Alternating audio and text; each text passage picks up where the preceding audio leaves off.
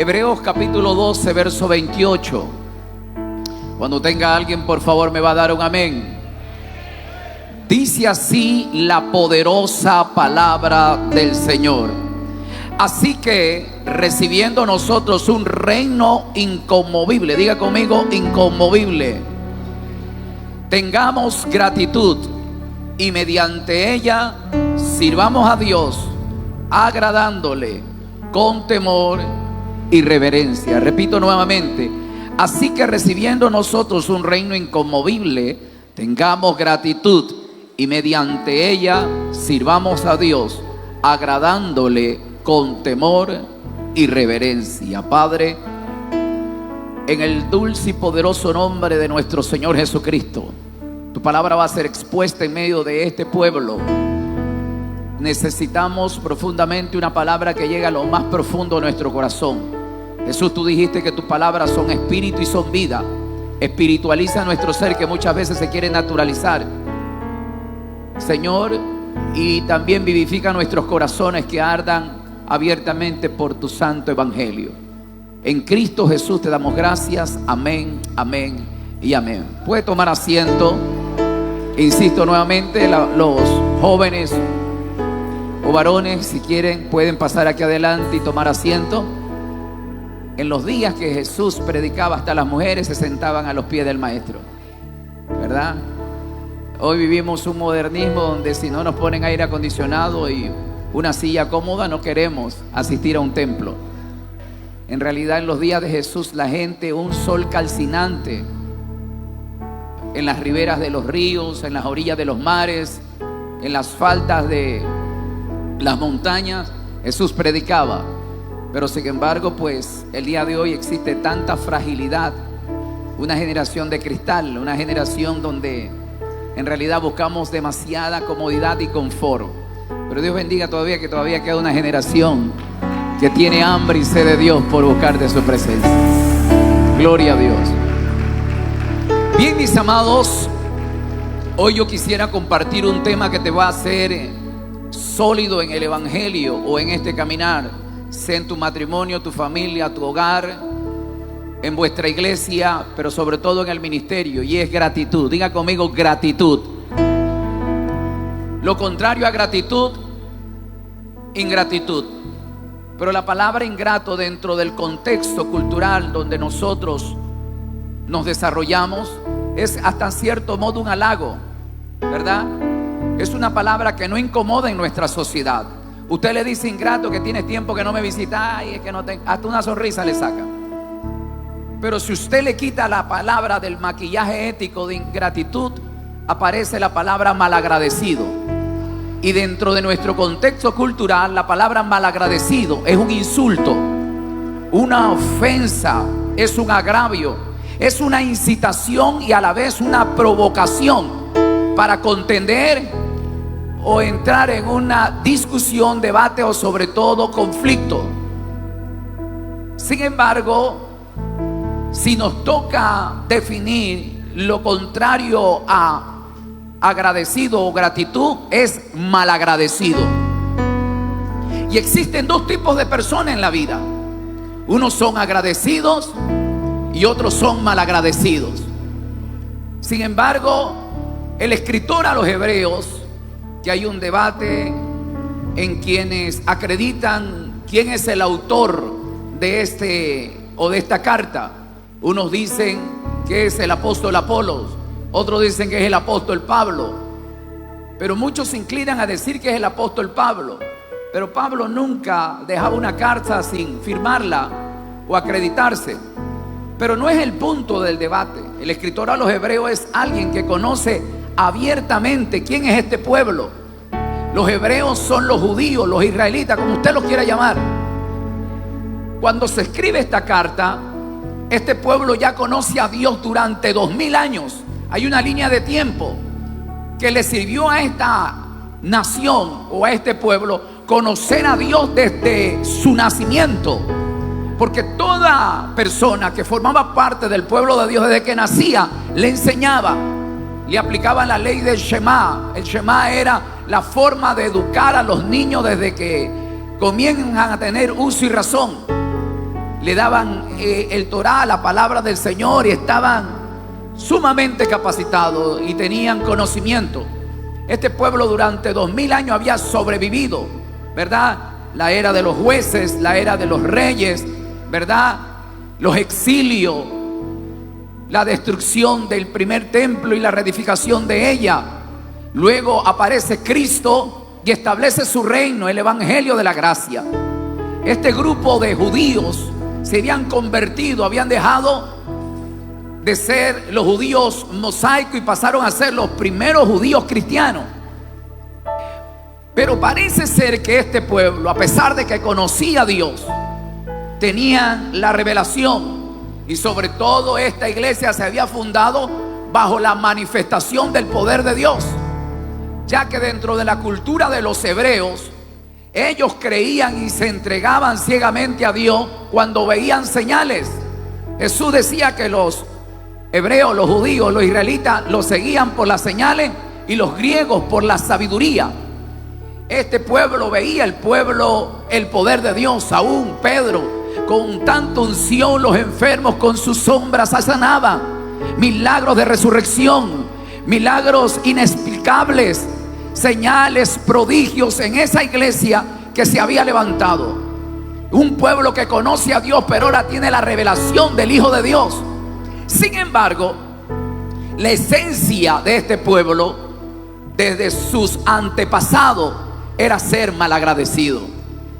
Por eso el escritor a los hebreos va a darle un mensaje en la parte neuronal o medular de la vida del corazón de este pueblo.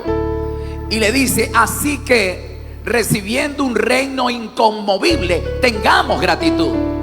¿Por qué se lo dice? Porque este pueblo era experto en ser malagradecido.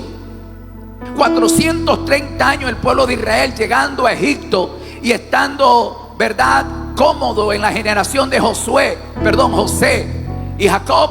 Pero luego se levantó un faraón que no conocía a Dios ni al Dios de José, y cogió al pueblo hebreo y los redujo a esclavitud, al menosprecio, a la humillación, al látigo, a la opresión. Este pueblo tuvo que en esa condición clamar a Dios, y Dios escuchó el clamor y se acordó del pacto que Dios hizo con Abraham, Isaac y Jacob. Después de 430 años levanta un Moisés, y con mano fuerte por primera vez Dios se manifiesta en la historia humana, en un imperio que gobernaba tribus y naciones y lenguas como era Egipto. Era un gobierno imperial poderoso. Faraón lo presidía, a Faraón lo tenían como Dios. Todo el mundo se sometía a tribu, naciones y lengua. Pero aparece un Moisés trayendo al Dios de sus padres, y la mano fuerte de Jehová trajo plagas apocalípticas, donde todos los magos, encantadores, brujos, sacerdotes, ¿verdad?, y todo hombre conocedor de ciencia se quedaban atónitos en ver y conocer por vez primera al Dios de los hebreos, al Dios de los esclavos, viendo cómo la mano poderosa de Dios debilitó a uno de los imperios más poderosos en la tierra. Sin embargo, Dios lo hace para que vean la existencia de un Dios que había hecho pacto con Abraham, Isaac y Jacob. 10 plagas fulminan a esta nación, ¿verdad?, y la reducen en una miseria, porque luego de eso Faraón suelta al pueblo, pero tiene que soltar el tesoro nacional de Egipto. Toda la riqueza, la fortuna, el tesoro nacional se lo entregan a los esclavos, porque así es Dios. Cuando Él te quiere levantar, tendrá que vaciar a los impíos y tendrá que llenarte de alegría aquellos que verdaderamente le sirven a Dios de corazón. Porque Dios es un Dios de pacto. La Biblia dice que cuando salieron frente al Mar Rojo, el ejército, ¿verdad?, venía con rencor, odio y venganza a destruir este pueblo. Pero ellos no sabían que el pueblo no era el que había vencido, sino el Dios de sus padres. Ese Dios levanta un torbellino, ¿verdad?, de columna de fuego, detiene este hombre llamado Moisés, parte el Mar Rojo con la mano poderosa de Dios, cruzan en seco. Luego los egipcios quisieron perseguirlos y fueron sepultados en las aguas. Este pueblo Después de ver la gloria de Dios, María funda, hermana de Aarón y de Moisés, el primer ministerio de danza. Con pandero, danza y cántico comenzaron a celebrar en el desierto todo lo que Dios había hecho. Habían conocido por primera vez el Dios de sus padres Abraham, Isaac y Jacob, y en el desierto hacen fiesta. Sin embargo, Moisés recibe las instrucciones y tiene que subir a un monte llamado el monte del Sinaí. 40 días se toma Moisés para recibir el mandato, la ordenanza, los preceptos y los mandamientos. Sin embargo, durante esos 40 días se le olvidó a los hebreos todo lo que Dios hizo con los egipcios. Se olvidaron todos los hebreos y judíos de aquellos días la mano poderosa, y se olvidaron de Dios confeccionando un becerro de oro y dándole tributo y gloria a lo creado y no al creador. Y es que en 40 días se le olvidaron todo lo que Dios hizo por ellos. Y es que este pueblo que Dios había hecho pacto, parece ser que iba a convalecer o tenía que lidiar con un defecto de ingratitud, porque a partir de ahí este pueblo se convirtió en un pueblo rebelde, duro de servir, un pueblo ingrato, que en cierta ocasión Jehová se encendió en ira y le dijo: apártate, Moisés, mi siervo, de este pueblo, que en breve lo voy a consumir por causa de su rebeldía, su ingratitud. En otras palabras, son malagradecidos. Lo que yo he hecho por ellos no lo he hecho por nadie, y sin embargo me pagan de esta manera. Con facilidad se olvidan las grandezas que yo hice con cada uno de ellos. Y es que ese es el problema. Ese es el problema. Es justificable dentro de la naturaleza humana que no conoce a Dios, pero de un pueblo que había visto la gloria de Dios, habían visto un Dios invisible que se hizo visible bajo la mano poderosa de Dios, y comenzó a renegar. Luego de eso, Dios tenía que cumplirle los caprichos. Dios mismo confeccionaba el alimento para sustentarlo. Maná del cielo, de la panadería del cielo, de la mano poderosa de Dios, el primer alimento divino.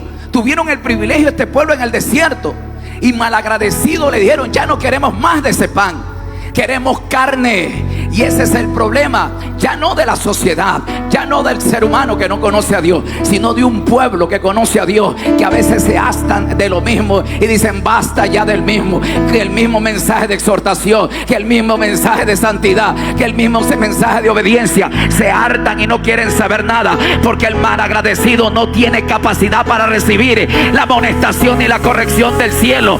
Ellos son rebeldes por naturaleza, ellos caminan con ingratitud, porque todo malagradecido no sabe concebir lo mucho que Dios puede hacer con... El escritor a los hebreos, después de haber pasado 2000 años, detecta y le hace una radiografía que no habían cambiado, son los mismos. Sin embargo, le escribe y le dice: así que recibiendo un reino inconmovible, tengamos gratitud. Ahora, lo que le está dando a entender a este pueblo, dentro del contexto actual, que habían culminado la fase del primer pacto de la ley, iban a entrar y estaban entrando, en la dispensación de la gracia. Y ya menciona que están en un reino inconmovible. Diga conmigo: inconmovible. No todo el mundo está conmigo. Diga conmigo: inconmovible. La palabra inconmovible es que no te puedes mover con facilidad, ¿verdad?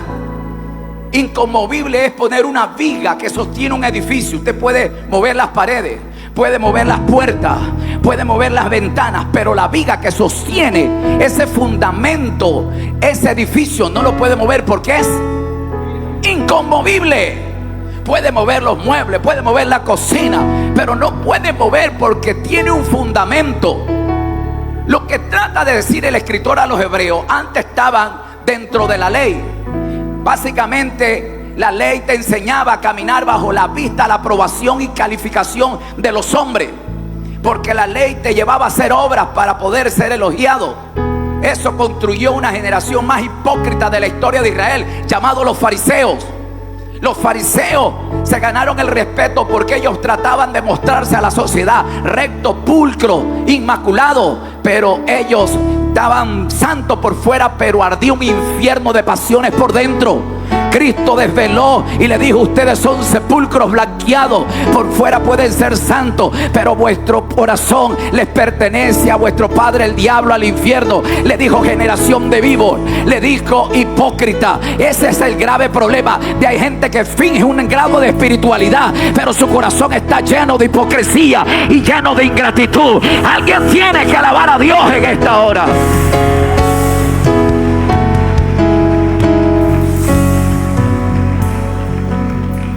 La escritura a los hebreos le está mencionando que ahora estamos en un reino inconmovible.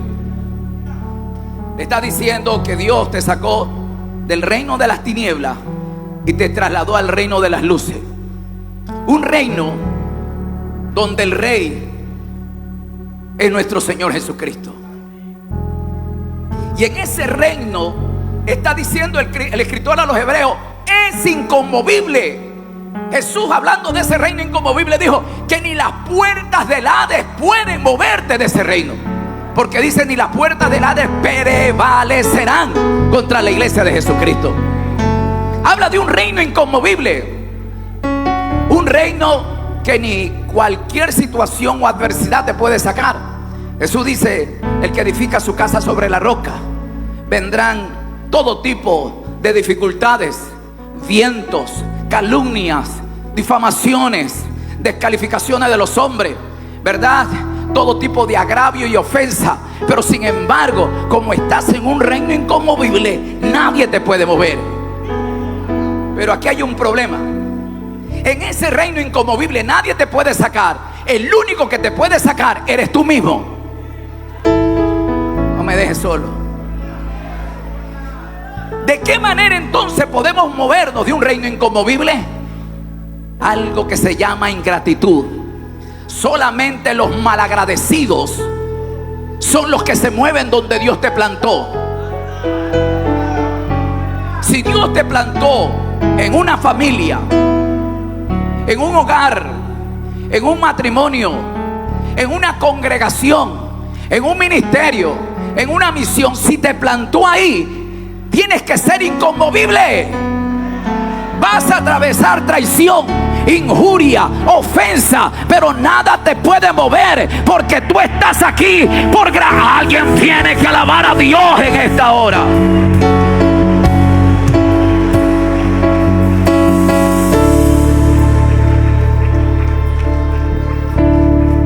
El obispo Franklin mencionaba que mucha gente comenzó con nosotros y comenzaron a experimentar la manifestación de un don, un ministerio. Se creyeron insuficientes y vieron insuficiente lo que tenían en su alrededor y se fueron. O sea, nadie los votó. Ellos mismos se fueron.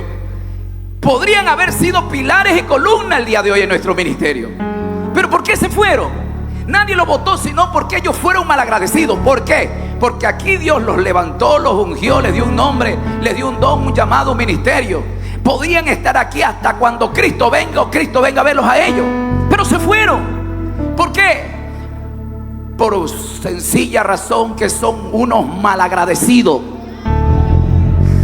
Yo sé que esta parte no le va a gustar a algunos escuchar. Pastor, bájale un poquito, 2 rayitas, diga ingrato solamente. En nuestra cultura tenemos que decir las cosas como son. Jesús en cierta ocasión se quitó la ética dentro del grupo de los discípulos. Habían crecido, habían 70 que habían abordado el ministerio, y Jesús comenzó a hablarle, ¿verdad?, de manera fuerte y contundente, porque uno era el mensaje para el pueblo, pero el otro era el mensaje para los líderes en formación. Y de ellos no soportaron ver cómo Jesús le hablaba de manera fuerte y dijo: basta, dura es tu palabra. No aguantamos más, te entregamos la credencial, el pergamino, los dones, el ministerio. No queremos saber nada. Nos fuimos. Jesús voltea y mira a los 12 que él había llamado y le dice: si ustedes quieren, también se pueden ir.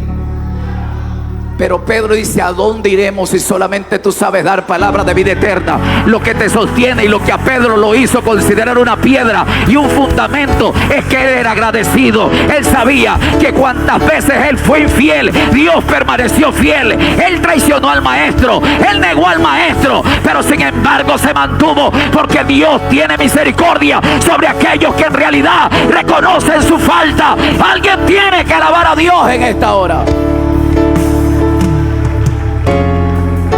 Así que recibiendo un reino inconmovible, tengamos gratitud. Es decir, para mantenernos en el reino inconmovible, debemos de tener algo que se llama, más fuerte, se llama gratitud. Nunca me ha gustado predicar algo que yo no he vivido. Yo creo que el predicador debe de ser un predicador vivencial. Primero tiene que vivir lo que predica para luego predicar. Porque tenemos una generación de predicadores que predican cosas que nunca en su vida lo han vivido. Hablan de fidelidad y son infieles. Hablan de perdón y no se llevan con media congregación. Pero dejemos eso a un lado. Déjeme devolver a la gratitud. En la escritura a los hebreos dice: así que recibiendo un reino inconmovible, tengamos gratitud. ¿Qué es lo que te va a mantener firme en un llamado, en una casa, en un ministerio, en un hogar, un matrimonio? Es la gratitud. ¿Qué lo sacó al hijo pródigo, como hablaba ayer el pastor, de la casa? Es la ingratitud. ¿Sabe? Él en vida le dijo: dame, Padre, lo que me pertenece. Si usted trata de interpretar aquello, le está diciendo: como no te mueres, dame en vida lo que me pertenece en mi herencia. Porque por mí fuera, hace rato te cafeteo. Que alguien en vida pida la herencia es porque te está diciendo: muérete. Como no te mueres, yo quiero la herencia. El padre nunca lo botó de la casa. En la casa era heredero, no era siervo. En la casa era hijo y tenía derecho a todo lo que el padre tenía. Pero él se quería ir de la casa, no porque el padre lo botó, sino porque él era ingrato. Era un malagradecido. Él tenía nombre, posición, posesiones, apellido, tenía derecho, herencia, pero él se quiso ir de la casa. Ahora pregúnteme por qué se quería ir de la casa.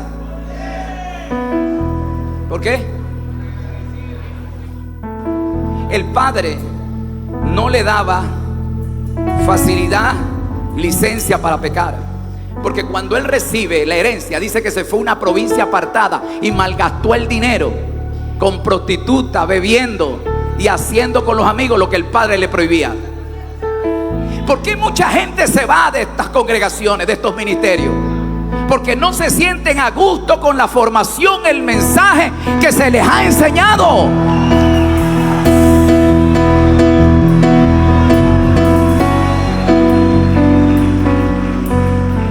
Hay gente que no tolera la formación, la amonestación, la corrección, el llamado de atención, ¿verdad? La disciplina. Hay gente que dice: me pusieron en disciplina, está bien, voy a pagarme disciplina, pero el día que se acabe mi disciplina me largo de esta casa. Da gracias a Dios si te corrigen, porque al hijo se lo corrige y se disciplina y se azota todo aquel que se tiene por hijo. El bastardo no recibe amonestación. El bastardo tiene licencia para hacer, porque él no es heredero, él no forma parte de la casa. Alguien tiene que alabar a Dios en esta hora.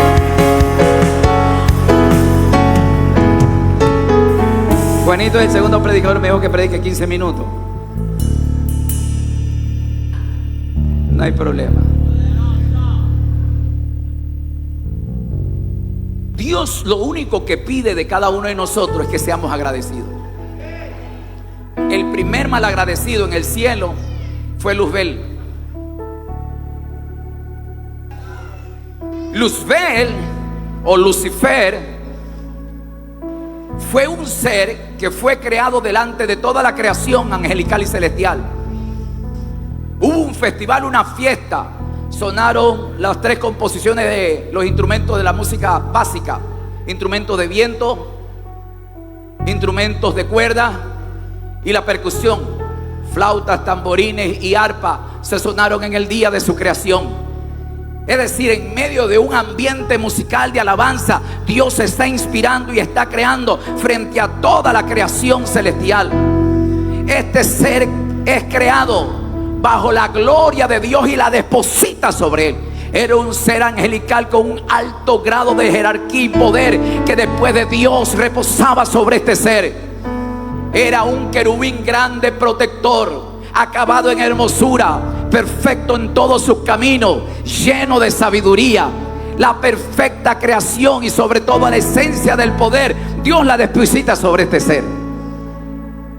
Y lo que me llama la atención es que lo puso en el huerto del Edén, porque en el huerto del Edén estabas, y en el monte de Dios, sobre las piedras de fuego caminabas. Es decir, el único que podía estar cerca de Dios era este ser, vestido con un vestido de piedras hermosa, la perfección creada en este ser, hasta que se halló en ti maldad. ¿Cuál fue lo que lo sacó a este ser de toda la gloria que Dios había puesto en él? La ingratitud. Pregúnteme, ¿qué hizo Luzbel, Lucifer, para ganarse todo ese alto rango y privilegio que tenía de estar al lado del Dios creador de los cielos y la tierra? Luzbel no hizo nada. Sin embargo, Dios le dio posición y posesión, pero se envaneció en su corazón a causa de su hermosura. El poder y la gloria que había en él, se comenzó a ver a sí mismo y quiso ser semejante a Dios. Y es que ese es el grave problema de los ingratos. Tú le das privilegio, le das honra, le das un cargo, le das un privilegio, le das un nivel de reconocimiento, y cuando se ven a sí mismos, ya no te miran como el pastor, no te miran como el ministro, ahora te dicen consiervo, te dicen colega. Creen que están a tu mismo nivel y se creen hasta en ciertas ocasiones superiores a ti, y creen que tú eres insuficiente. Son unos malagradecidos, porque no se acuerdan cuando llegaron aquí oliendo estiércol del pecado. Aquí se los limpió, se los discipuló, se los bautizó, alguien tiene que alabar a Dios en esta hora.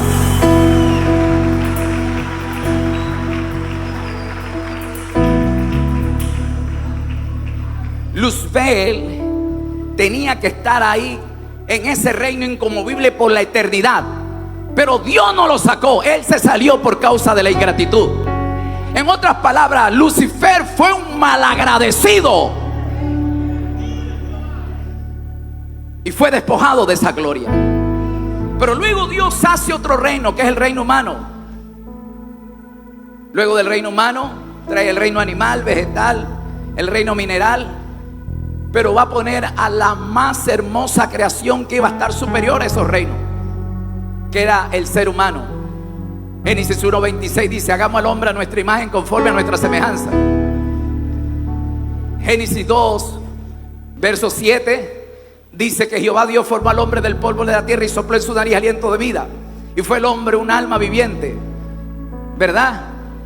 Y es ahí donde Dios dice que en el capítulo 2, verso 8, esto me rompió la cabeza, que Jehová Dios, dice verso 8 del capítulo 2 de Génesis, plantó un huerto. Diga conmigo, plantó un huerto en el Edén.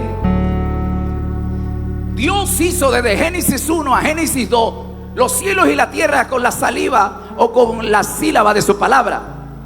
Hágase la luz, y la luz fue hecha. Produzcan las aguas todo ser viviente. Separen las aguas de la tierra, produzcase cada uno su género. Él hablaba y se estaba creando. Hagamos al hombre, y el hombre fue un ser espiritual. Pero Génesis 2:7 y Génesis 2:8, el hombre Dios lo hizo con la obra de sus manos.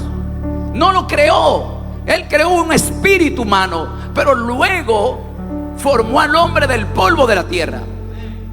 Somos obra de sus manos. Pero lo que me llama la atención es el verso 8, que Jehová Dios plantó un huerto en el Edén. No lo creó, lo plantó. Y usted planta algo que ya existe.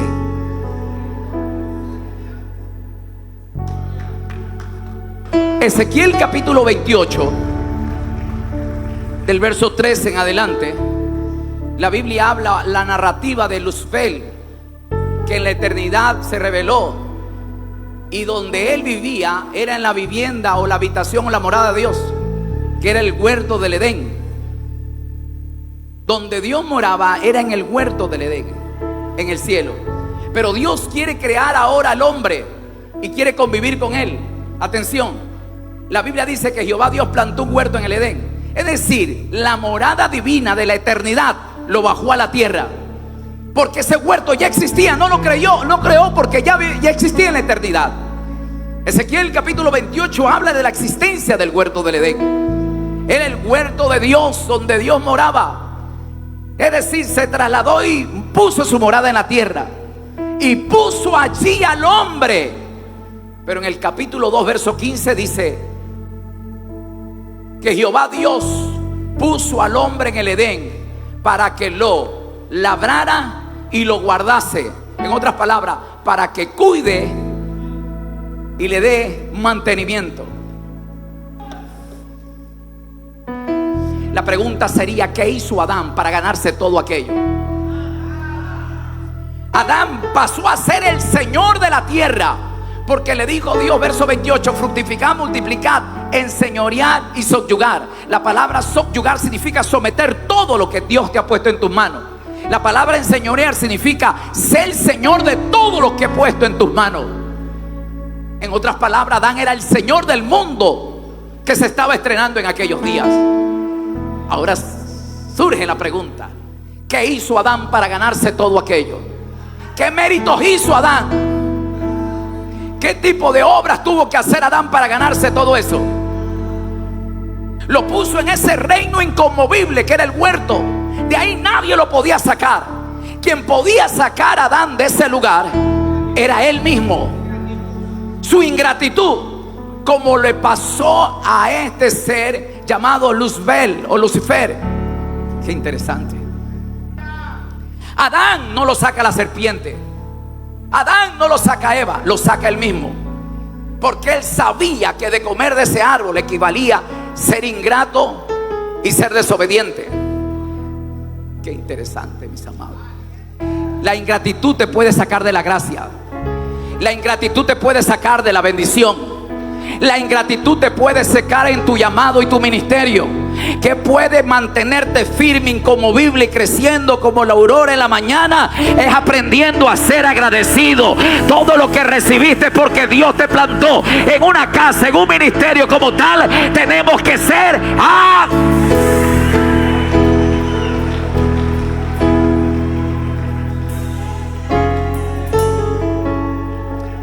Yo lo he dicho en un par de ocasiones. En mis planes allá en el 97 no estaba en la lista de prioridades estar en esta organización. Yo conocí a Dios por la manifestación del poder de un ministerio que todavía está en funciones. Sobrecogió, cambió mi expectativa y mi percepción del evangelio. Me convertí en un séquito, porque me convierto y voy a la iglesia donde está mi esposa congregándose. Ella lleva 3 años por delante de mí, y yo era que cumplía ya y me iba en los días que no había evento, iba a buscar a Dios. Cuando en cierta ocasión, de manera así inesperada, alguien me habla de este ministerio, me dice: Dios tiene un llamado, quiere que tú vayas a esa organización. Yo no le prestaba atención porque no lo conocía, no sabía quién era. Y después comenzó a Dios trabajar, venían personas que yo ni siquiera conocía.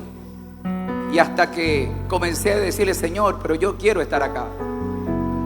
Entonces comencé yo a pedir señales más que Gedeón. Y después de que vi ya todo aquello que se había cumplido, cedí en venir acá. No estaban en mis prioridades, pero me plantó el Señor aquí. Dios conoce cómo hace las cosas. Y cuando llegué aquí, pues prácticamente dije: si Cristo o Dios me plantó aquí, nadie me podrá sacar. Debo de reconocer que para mí no ha sido fácil. Humanamente he recibido en el desarrollo de este liderazgo opresión, calumnia, de toda índole. Ministros que estuvieron en su momento a mi lado me decían de todo: lárgate, me decían, pero cosas que no vale recordarla ni mencionarla. Muchos de ellos ya no están, otros ya han partido, pero hacían todo lo posible para que yo me vaya. Yo recuerdo que mi hermano, bueno, él tomó una decisión frente a esa situación que nosotros enfrentábamos. Él no soportó tanto presión, calumnia, señalamiento, difamación. Él es un poco más vulnerable. Se fue. Alguien vino y se me acercó y me dijo, ¿y tú cuándo te largas? No es de un hermano, no es de un impío, gente que se subía al altar a predicar. Si yo hubiese sido un resentido, un niño en el evangelio, yo ya no estuviera aquí. Pero ¿qué es lo que me ha mantenido hasta el día de hoy? Ya casi 28 años, de manera inconmovible, algo que se llama gratitud. Yo tuve una conversación con mi familia frente a la salida de mi hermano. Yo le digo, yo les amo mucho, son mi familia, es mi hermano, yo tengo una linda relación con él, pero a mí Dios no me ha hablado. Dios me trajo aquí, yo tuve una experiencia con Dios. Si bien es cierto, he recibido todo tipo de ataques hasta el día de hoy. Y a veces, como dice la Biblia, los enemigos son de tu propia casa. Yo entiendo un José en su momento. Yo entiendo, ¿verdad?, cómo tuvo que lidiar. Pero José nunca abandonó la casa de su padre. Porque José, y también como lo fue David, fue hijo agradecido en la casa. Tuvo que lidiar con traición, con menosprecio, con humillación, pero ahí estaba. De hecho, José luego se convierte en el salvador de todos sus detractores, porque José no tenía odio, ni resentimiento, ni venganza. El amor fue tan grande de un agradecido que Dios tuvo que usarlo para redimir, salvar y preservar el linaje de la descendencia de Abraham, de Isaac y de Jacob. ¿Cuántos alaban a Dios?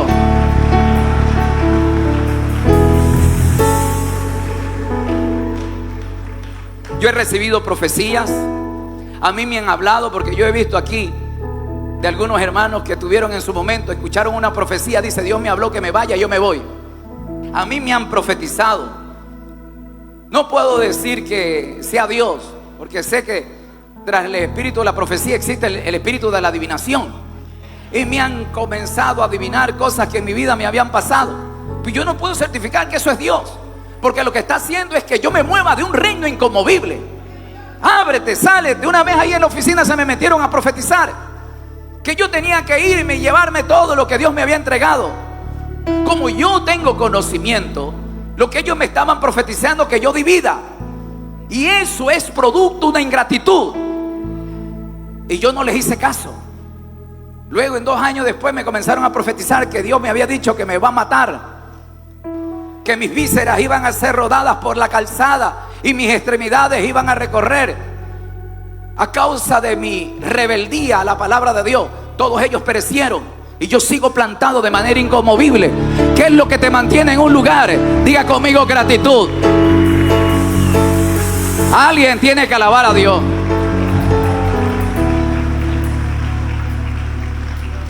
Unos meses atrás alguien se me acercó a otro ministerio y me dijo, ya se murió tu apóstol, ¿qué haces ahí?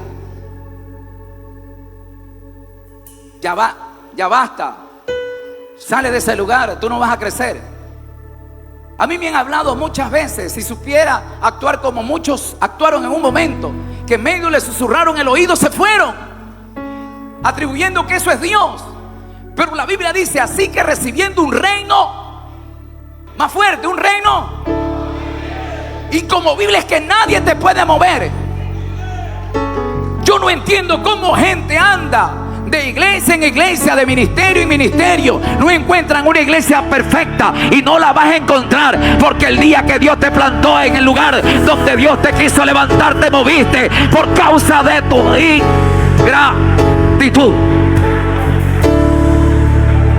Repito nuevamente, ¿qué es lo que nos mantiene firme en un llamado? La ingratitud o la gratitud. La gratitud. Todo tipo de oprobio, todo tipo de calumnia, difamación. Hay gente que en la mano estirada me la han dejado. Hay gente que de frente me han dicho cosas soeces. Y hablo de predicadores. Pero usted cree que yo me resiento. Usted cree que yo soy como Kiko, que le va a dar las quejas a doña Florinda. Nunca. Porque cuando uno es plantado y de manera inconmovible, nada te puede sacar. Nadie te puede mover. Si te mueves es porque eres un malagradecido.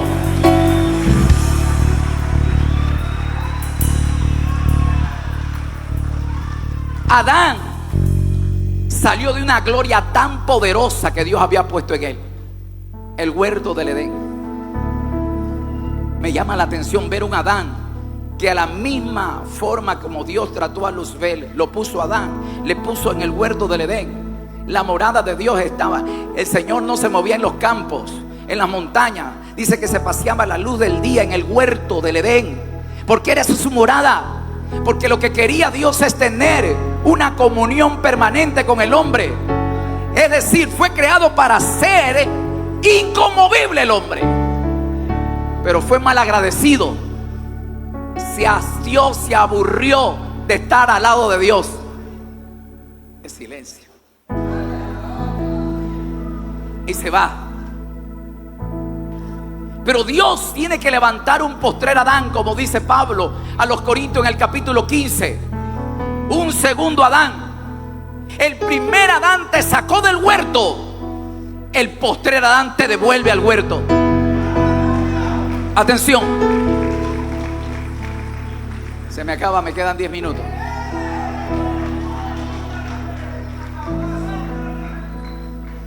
La Biblia dice en el capítulo 3, cuando Dios juzga al hombre, le dice: maldita será la tierra por causa tuya. La ingratitud de Adán produce maldición en la tierra. Espino y escardo producirá. Comerás con el sudor de tu frente. Fuiste tomado del polvo y al polvo volverás. Dice que luego expulsó Dios a Adán del huerto por malagradecido, pero puso en el occidente, a la entrada del huerto, a querubines. Alguien que conoce un poco de teología sabe que los que están cerca de Dios son querubines. Luzbel era un querubín protector que estaba al lado de Dios. Los querubines son los que están cerca de Dios. La función de Adán era la misma que se tenía en el cielo, quienes estaban alrededor de Dios. Porque cuando le dice: cuida o guarda y labra el huerto, había peligro, porque no te manda a cuidar algo que no existe peligro. ¿Cuál era el peligro? Que te puedan sacar del huerto. Si usted dirá: pastor, pero era la era de la inocencia, pero ahí había una serpiente. Que Apocalipsis capítulo 20 verso 1 dice: vi yo, Juan, un ángel que descendió del cielo con una gran cadena en la mano y la llave de la misma, y ató a la serpiente antigua, que es el diablo, Satanás. La serpiente quería entrar al huerto, pero no podía, porque Adán guardaba el huerto. La pregunta sería en el capítulo 3: ¿por qué entonces entró la serpiente? ¿Por qué en el capítulo 3 está Eva, el huerto, el árbol y la serpiente? La pregunta sería: ¿dónde estaba Adán? Adán se le dio deberes, obligaciones. Él tenía que cuidar el huerto. Y hay gente que se va a entrar en tu vida, que tú le abres la puerta para susurrarte, meterte raíces de amargura, odio y venganza, para que tú te puedas salir. Hay gente que se pega a tu lado a hablar mal del ministerio, de la misión, de los pastores, del obispo, y mañana te comienzas a caer en lo mismo y comienzas: alguien tiene que alabar a Dios en esta hora.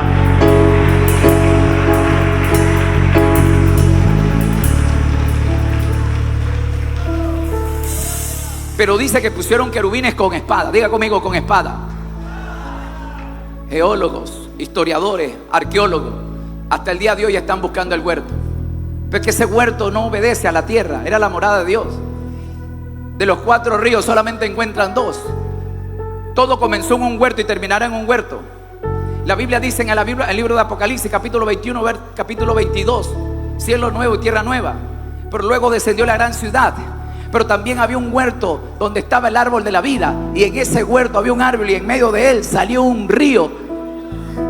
Entonces ese huerto lo pasarán buscando y no lo encontrarán, porque no es un huerto creado para la tierra. Fue plantado y fue trasladado nuevamente a su presencia, porque nadie tenía derecho a entrar a ese huerto. Regáleme 5 minutos. La Biblia dice que es sacado del huerto. ¿Y quiénes cuidan el huerto? Seres celestiales de alto rango, querubines con espada desenvainada. ¿Qué produjo el huerto? Muerte, porque habían 2 árboles en el huerto, uno prohibido y uno aprobado: el árbol de la vida y el árbol de la... Pero póngale el árbol de la muerte, porque el uno daba vida y el otro daba muerte. El hombre es expulsado, pero Dios dio una promesa, que se tenía que levantar uno que tendría que destruir a la serpiente. Y ese es el postrer Adán. Diga conmigo: el postrer Adán. El postrer Adán se llama Cristo. Cristo viene para redimir a la humanidad. La Biblia dice que Jesús, previo a su muerte, se fue a un huerto a orar, el huerto de Getsemaní. Él tenía que entrar al huerto, pero para entrar al huerto tiene que experimentar la muerte, porque ahí hay ángeles y él va a entrar como hombre, no va a entrar como Dios.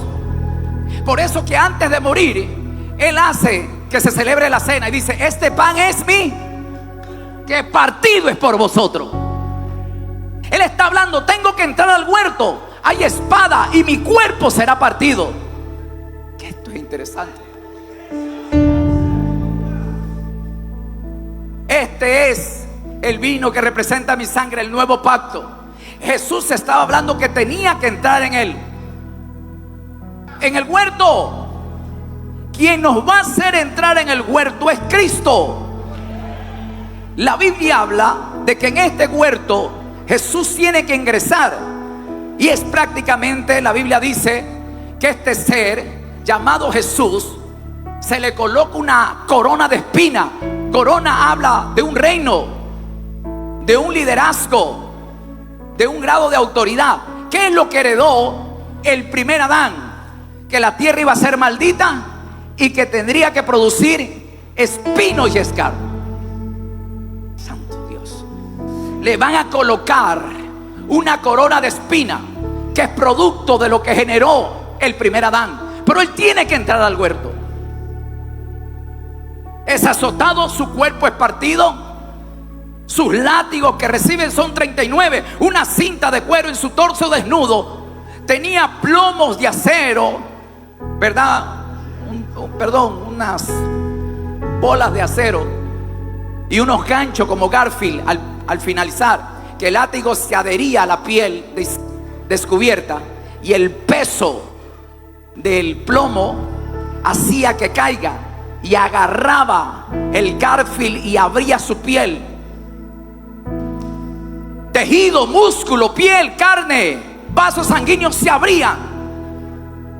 Salmos capítulo 22 dice: puedo contar mis huesos. Él es colgado en un madero.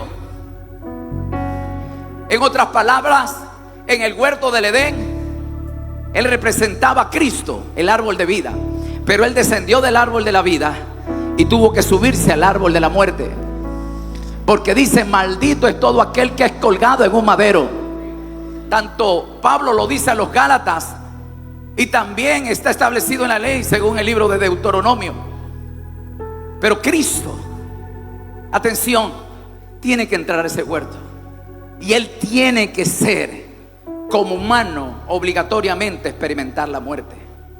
La Biblia dice en el Evangelio según San Juan capítulo 19 verso 41: y en el lugar donde había sido crucificado había ahí un huerto, y en el huerto un sepulcro nuevo, el cual no había sido puesto ninguno allí, pues por causa de la preparación de la Pascua de los judíos, y porque aquel sepulcro estaba cerca, pusieron a Jesús.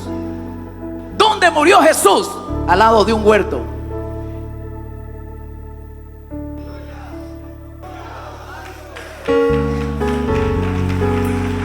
Lo que Jesús está haciendo es entrar otra vez al huerto.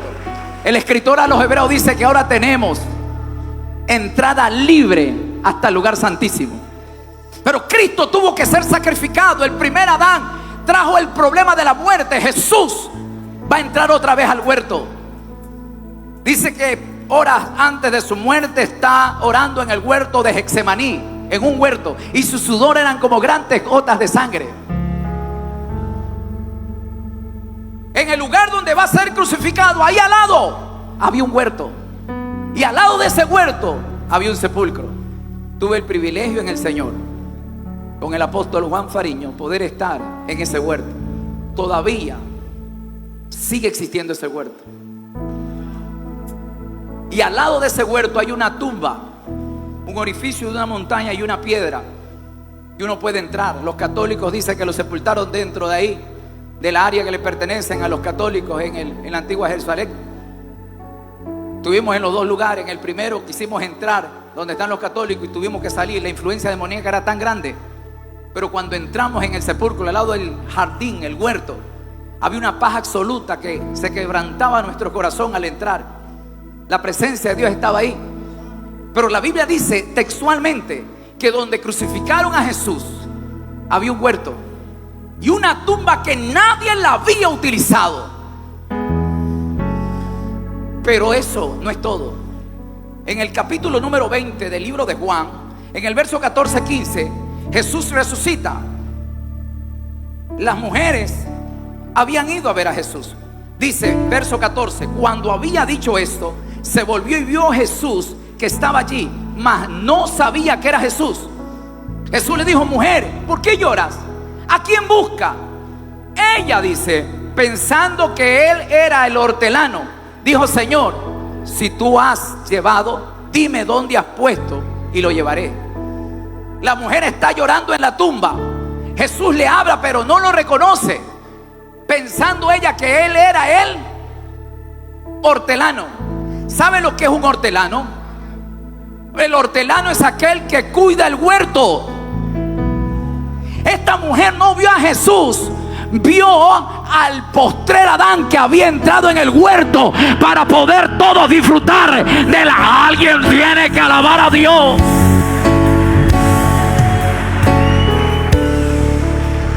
¿Se acuerda usted cuando Jesús está en la cruz? Está en el madero del árbol de la muerte. Uno de los ladrones le dice, acuérdate de mí cuando vengas en tu reino. ¿Qué le respondió Jesús? Hoy mismo estarás en él. Huerto significa paraíso. Lo que le estaba diciendo, tú no vas al seno de Abraham, porque hoy mismo entro al huerto y tú vas a estrenar conmigo. Para la gente religiosa, tú no calificas. Agarró un ladrón y estrenó.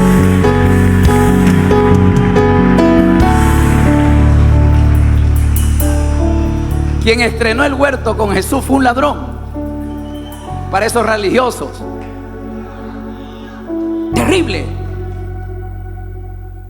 Por eso entonces, ahora los que estamos en la gracia, quiero entrar en la parte medular. Ok. El escritor a los Hebreos dice, así que recibiendo un reino inconmovible, tengamos, ¿qué dice? Más fuerte, tengamos gratitud. Ahora Cristo nos mete en el huerto. Estamos disfrutando de su gracia. ¿Qué hiciste tú para ganarte la salvación? ¿Qué hiciste tú para que tu nombre esté escrito en el libro de la vida?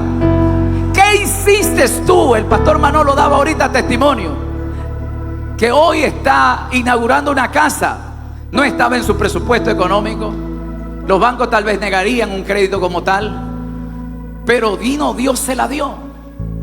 Pregúntenos, ¿qué hicimos nosotros para ganarnos una morada que Jesús se esté preparando para nosotros partir? ¿Qué hicimos nosotros para que Dios nos saque del reino de las tinieblas y nos pase a su reino de luz admirable? ¿Qué hicimos nosotros para que todas las abominaciones de nuestra falta y pecado sean borradas y sepultadas en la paz profunda mar? No hicimos nada. Entonces, ¿qué debemos de hacer? Más fuerte, ¿qué tenemos que hacer? Ahora, ¿cómo conocer un agradecido? Sigue diciendo el escritor a los Hebreos, dice, así que recibiendo un reino inconmovible, ¿Qué dice? Tengamos gratitud. Y mediante ella, ¿qué dice? Sirvamos a Dios. ¿Cómo conocemos a un agradecido? Porque sirve a Dios. Entonces, ¿por qué tenemos un grupo numeroso de creyentes que no quieren hacer nada para Dios? Que hay gente que hay que rogarle, suplicarle para que hagan algo. ¿Cómo se conoce un agradecido? El agradecido es diligente, es proactivo, toma iniciativa. Tú no lo pides que lo haga, pero ellos lo están resolviendo. ¿Por qué lo hacen? Porque son agradecidos. Hay gente que hay que rogarle, suplicarle, dice, bueno, voy a ver si puedo. Les toca las asignaciones, no aparecen. Critican, cuestionan, señalan, murmuran. Pero póngalos a dirigir, póngalos a predicar, hasta madrugan. Pero póngalo a limpiar, a arciar, a arreglar, a construir, no aparecen. ¿Qué son todos ellos? Son malagradecidos. No le diga ingrato, que ellos se van a sentir cómodos con ingrato. Dígale malagradecido. Dice, tengamos gratitud y mediante ella sirvamos. Sirvamos. Josué fue un agradecido que agarró y sirvió a Moisés durante 40 años. Sus propios hermanos le dieron la espalda a Moisés, pero un extraño se pegó al lado de Moisés y le sirvió. Y dice Josué capítulo 1, después de que murió Moisés, siervo de Jehová, Dios habló a Josué, siervo de Moisés. Ahí hay dos siervos. El uno es siervo de Jehová y el otro es siervo del siervo de Jehová. El problema del día de hoy es que todo el mundo quiere ser siervo de Jehová, pero nadie quiere ser siervo de un siervo de Dios. El éxito más grande es aprender a ser siervo, a servir. Por mucho que tengas privilegio, aprende a seguir sirviendo. Agacha la cabeza, obedece. Porque un agradecido se lo conoce porque sirve a Dios. El apóstol Pablo sigue diciendo en relación a la gratitud. Dice lo siguiente, Colosenses 3:23: y todo lo que hagáis, hacedlo de corazón, como para el Señor y no para los hombres. Hazlo con alegría. Marta al lado de Jesús servía, pero por ser vista. No servía para Dios. Marta, Marta, afanada y turbada por muchas cosas, tu hermana María ha escogido lo mejor y no se será quitada. Porque hay cosas que hay que hacerlas de corazón. Servir a Dios de corazón. No vas a recibir elogios, aplausos, felicitaciones, pero yo no lo hago para los hombres, lo tengo que hacer para Dios. La primera manifestación de un agradecido es que sirve a Dios. Número 2, sigue diciendo, mediante ella sirvamos a Dios. Número 2, agradándole. ¿Usted qué tiene que hacer? Agradar a Dios. Y esto va a incomodar a gente que viene muy temprano a orar. ¿Qué se cree? Muy espiritual. Mira, se queda hasta el final. ¿Qué quiere? Que le den una oportunidad a predicar. Vas a ser cuestionado y criticado. Tú no vienes a agradar a los hombres, tú vienes a agradar a Dios.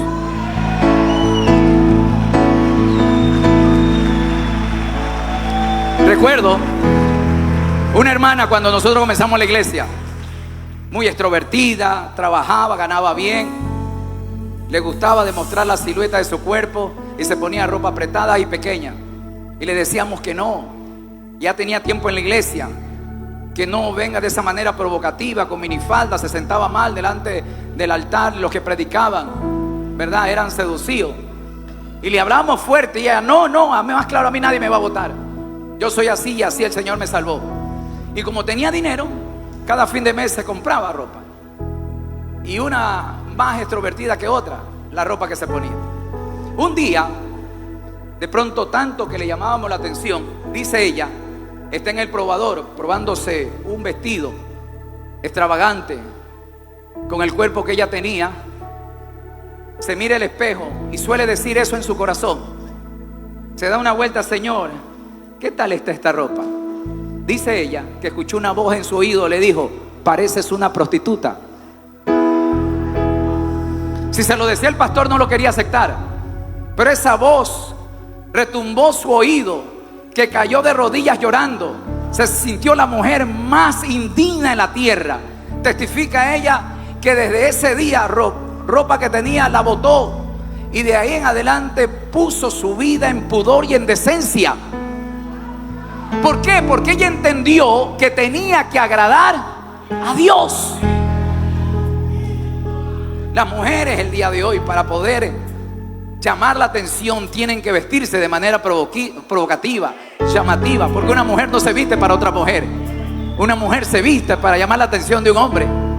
En otras palabras, provocan agradar a los hombres. Pero cuando una persona es agradecida, provoca agradar a Dios más que a los hombres. ¿Cuántos alaban a Dios en esta hora? Número 3. Mediante ella sirvamos a Dios. Número 1. Número 2, agradándole. Número 3, en temor. Un agradecido tiene temor. Se muerde la lengua y no habla mal de su autoridad. Pero el malagradecido, yo he escuchado mucha gente dice que no se escuden, que sí, que porque es ungido. Nada, a lo ungido hay que darle. Pero David tuvo temor de un hombre que Dios había desechado y que tenía sobre él un espíritu malo que lo atormentaba. Y aunque sus asesores de guerra le dijeron: mátalo, Dios te ha entregado en tus manos, cuando lo vio, el mismo espíritu que tenía en él sabía que este era un ungido, aunque estaba desechado. Dijo: líbreme Jehová de yo tocar al ungido de Jehová. No lo puedo tocar. ¿Por qué no lo tocó? Porque David tenía temor de Dios, pero también era agradecido, porque él fue su paje de armas, su escudero, fue su suegro, fue a vivir en el palacio. Era agradecido. David tenía. Pero hay un montón de gente que predica, habla en lengua, salta, danza, profetiza, pero con esa misma lengua son detractores, murmuran, dañan corazones, detractan a los hombres y mujeres de Dios. Nadie es perfecto. Yo sé que no hay un hombre perfecto y pueda decir que no ha pecado. Tal vez hay debilidades, defectos, fallas. Como humanos lo tenemos. El mismo Pablo, siendo un hombre ungido, reconocía su falta. Dice: veo en mis miembros otra ley, que es la ley del pecado. Miserable de mí, ¿quién me librará de este cuerpo de maldición? Que lo que no quiero es lo que hago, y es el pecado que mora en mí. Porque he orado al Padre por 3 ocasiones para que quite de mí este aguijón en mi carne, donde un mensajero de Satanás de tiempo en tiempo me abofetea. Pero él me dijo: bástate de mi gracia, porque en tus debilidades yo te perfecciono. Los hombres de Dios también tienen debilidades y defectos. Pero ¿quién eres tú para juzgarlo? ¿Quién eres tú para señalarlo? Nos podemos equivocar, podemos cometer errores, pero solo Dios conoce el corazón de una persona. El agradecido tiene temor de Dios y nunca va a prestar sus labios para injuriar, para detractar o hablar mal. Él está ahí como escudero, sacando su espada como un paje de arma, defendiendo tu casa, defendiendo a tus padres como un padre defiende a sus hijos, o una mujer con uñas y dientes defiende a sus hijas. Así debe de ser un agradecido, defender su casa, su ministerio, el lugar donde Dios te plantó, donde dice que hemos recibido un reino inconmovible. Tengamos pues gratitud y mediante ella sirvamos a Dios, agradándole con temor de Dios. Alguien tiene que alabar a Dios en esta hora. Y número 4, yo sé que algunos me están mirando con cara de sicario.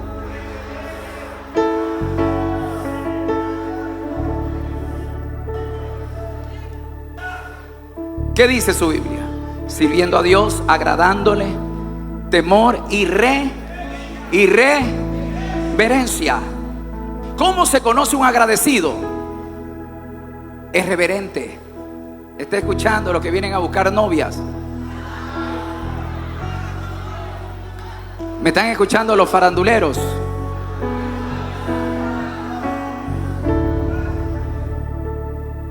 Hay gente que dice: voy a las vigilias, pero no vienen a buscar a Dios.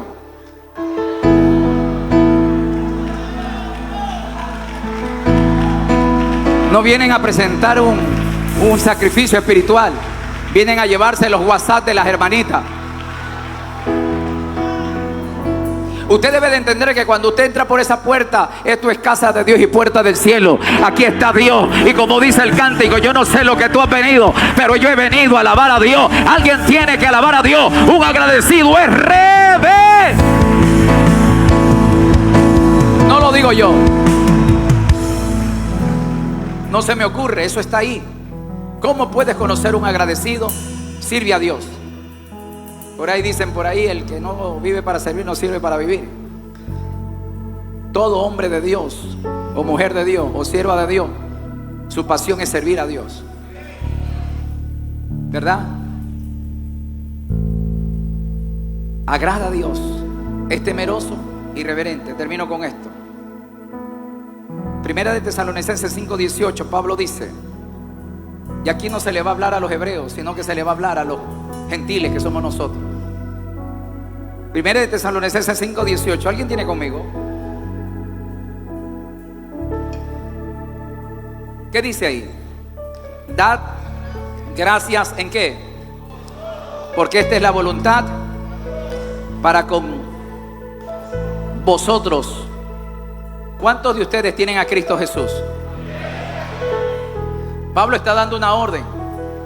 Dad gracias. ¿Por qué? Porque esta es la voluntad de Dios. Pablo a los romanos en el capítulo 12, verso 2 revela que la voluntad de Dios tiene tres cualidades: buena, perfecta y agradable. Jesús nos enseñó en su oración: Padre, hágase tú como en el cielo, aquí también en la tierra. Jesús en el monte, en el huerto de Getsemaní, dijo: aparte de mí esta copa, pero no se haga mi voluntad sino la tuya. Y se estableció la voluntad de Dios porque vino un ángel y lo fortaleció.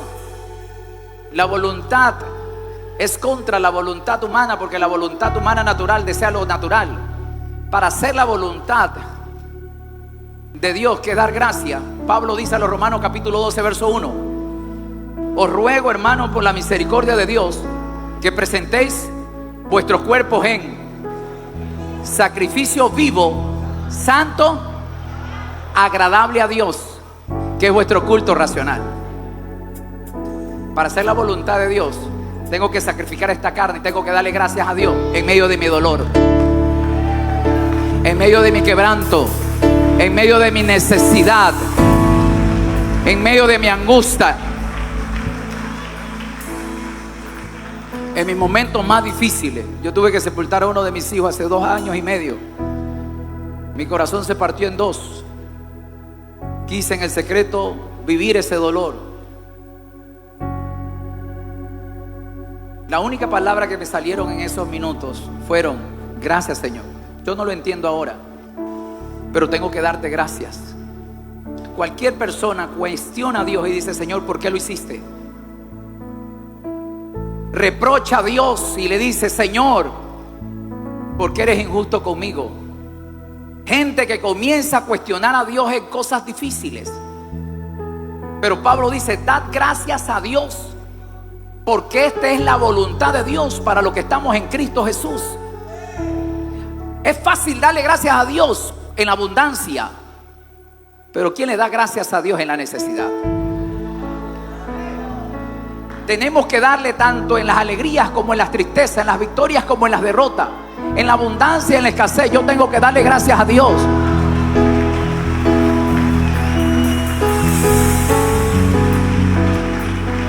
Tengo que darle gracias a Dios.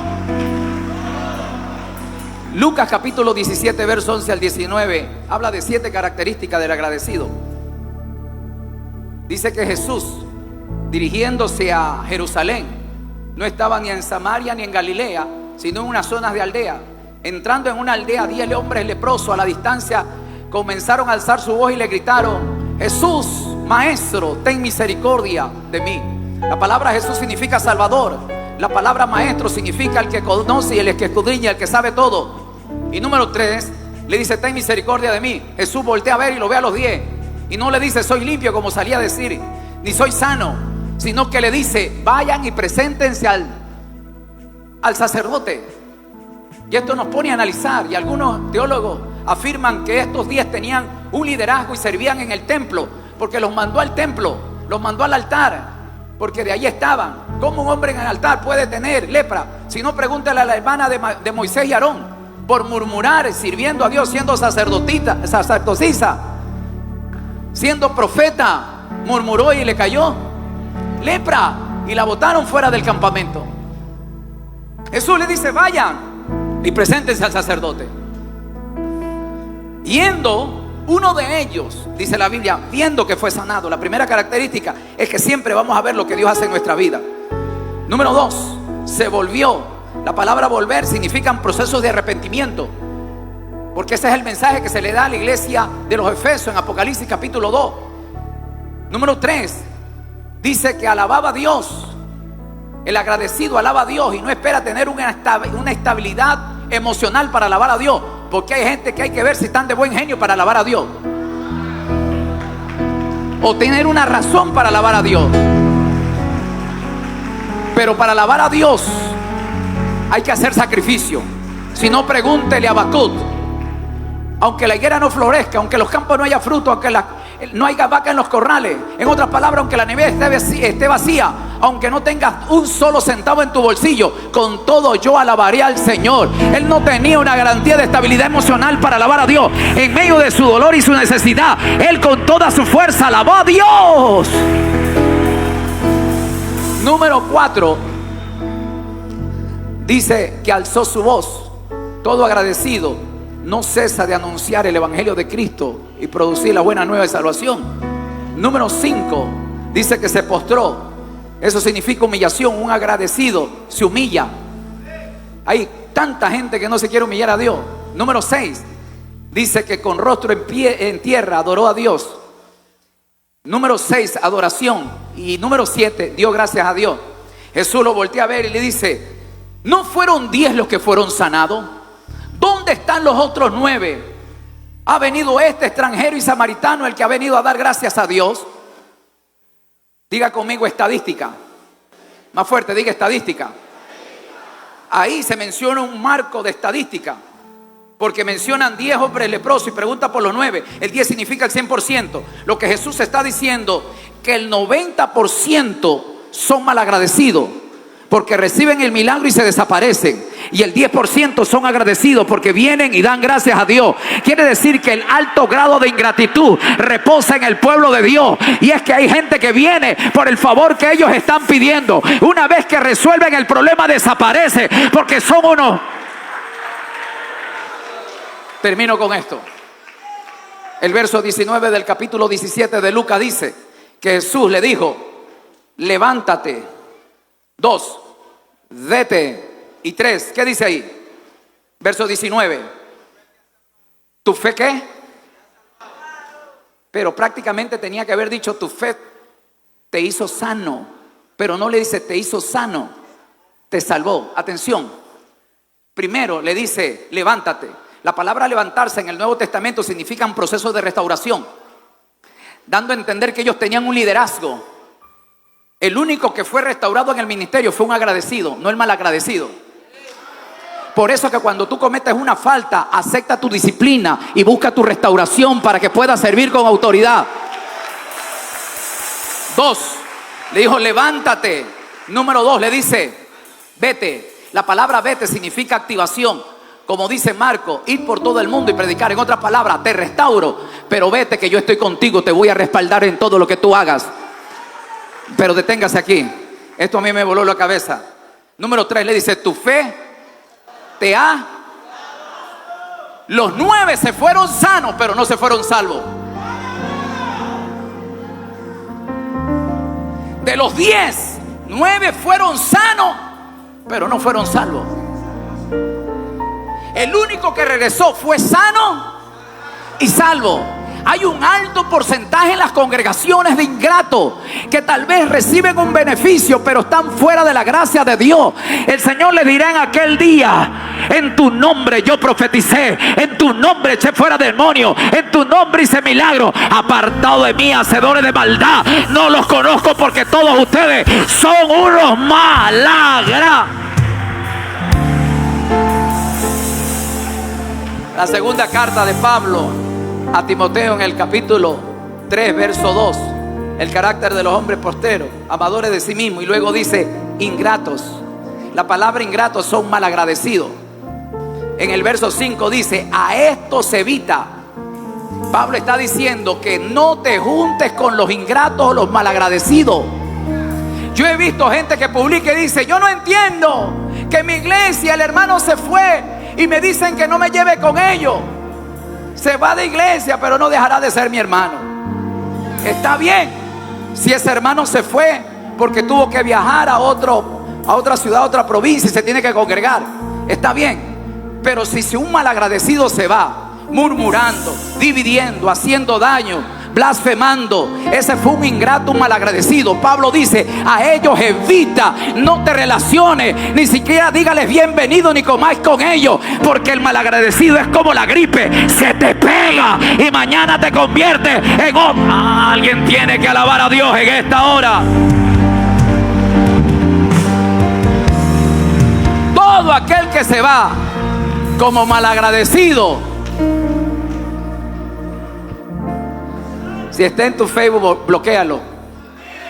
Si tienes en tu WhatsApp, bloquéalo. Si lo ves, hola y chao. Porque el malagradecido es como la gripe, se te pega. Con esto termino. La gratitud, oiga esto, el agradecido no lo expresa. Porque hay gente que expresa, ay, pone en sus estados 2027, ay, agradecida de Dios. La gratitud no se le expresa, se la manifiesta. Hablas de gratitud, pero tus hechos lo niegan. Gracias Dios por la iglesia que tengo. Si tú hablas mal de la iglesia, tú no te congregas en tu iglesia, no ofrendas, no diezmas, no te sujetas, ¿de qué Dios le está dando gracia? La gratitud no se le expresa, la gratitud se la manifiesta con hechos y se demuestra que uno es agradecido. Alguien tiene que alabar a Dios en esta hora. Póngase de pie.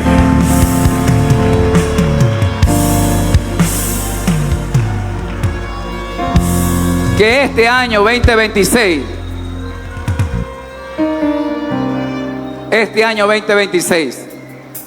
Dios va a honrar y bendecir a los agradecidos. Comienza siendo agradecido. Dios va a levantar a honrar a los agradecidos. A los ingratos, a los malagradecidos, serán observadores de lo que Dios va a hacer en tu vida. Pero los agradecidos serán generadores de una gloria que Dios va a manifestar en este 2026. Porque a partir de ahora Dios no trabaja con los agradecidos, con los malagradecidos. Dios trabaja con los agradecidos. Levante su mano a los cielos. Que el Dios de toda gracia sobreabunde en amor, misericordia y bondad sobre tu vida. Expresa la gratitud y haz un voto delante de Dios. Que comenzarás a manifestar un verdadero servicio al Señor. Buscarás agradarle en este 2026. Buscarás caminar con temor de Dios y agradándole con reverencia. Cristo te metió al huerto. Hoy estás dentro de la gracia, en un reino inconmovible. Solamente tu ingratitud te sacará de esta misión. Dios ha hecho grandes promesas para con este pueblo. La bendición y las promesas que cayeron sobre su siervo el apóstol Juan Fariño siguen en vigencia el día de hoy y se manifestarán sobre los hijos de esta casa. Hijos agradecidos, porque en una casa hay dos tipos de hijos: hijos agradecidos e hijos malagradecidos. Su padre lo dio todo, su madre te llevó en el vientre 9 meses, con dolores te dio a luz, se desveló y te alimentó y te sustentó. Ahora que has crecido, le da la espalda y no quiere saber nada de ella. Así hay hijos, son malagradecidos, pero Dios va a honrar a todos aquellos hijos. Bienaventurados todos los hijos de esta casa. Como dijo Santiago, que toda buena dádiva y todo don perfecto que viene del Padre de las luces venga sobre tu vida y te bendiga hoy, mañana y siempre. y haga resplandecer vuestro rostro delante de las multitudes. Te usará y habrá señales a tu diestra, y verás que el Dios de remanente de fe estará contigo. Donde nunca ha faltado dones, ministerios, se levantarán nuevos ministros de alabanza, nuevos evangelistas, nuevos pastores, nuevos maestros en la revelación, gente con unción y ministerio, pero Dios lo hará con los agradecidos. Yo bendigo a esa generación. Tal vez es el 10%, no lo sé, pero esa gente Dios la va a levantar para la gloria de su nombre. Yo te bendigo con toda bendición sacerdotal y toda bendición espiritual, hoy, mañana y siempre. Dele un aplauso al Señor.